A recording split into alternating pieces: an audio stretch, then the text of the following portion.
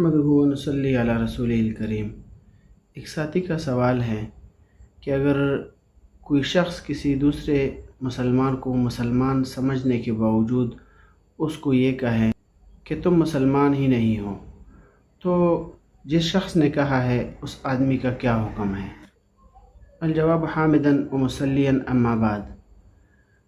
واضح رہے یہ بات کہ کسی شخص کو مسلمان سمجھتے ہوئے غصے کی وجہ سے یا گالم گلوچ کی وجہ سے اس کو کافر کہے یا غیر مسلم کہے، تو یہ کہنے سے وہ بندہ کافر تو نہیں ہوتا، لیکن اس طرح کہنا شرعاً حرام اور سخت گناہ ہے، اور حدیث شریف میں اس کی سخت ممانعت وارد ہوئی ہے۔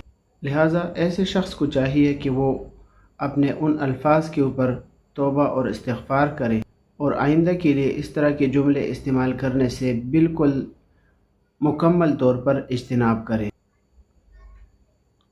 جیسے کہ مسلم شریف کے اندر روایت ہے، حدیث کا رقم ہے 215، اور ہندیہ کے اندر جلد نمبر 2 صفحہ نمبر 278 کے اندر لکھا ہے، وَلَوْ قَالَ لِمُسْلِمٍ أَجْنَبِيٍّ يَا كَافِرٌ أَوْ لِأَجْنَبِيَّةٍ يَا كَافِرَةٌ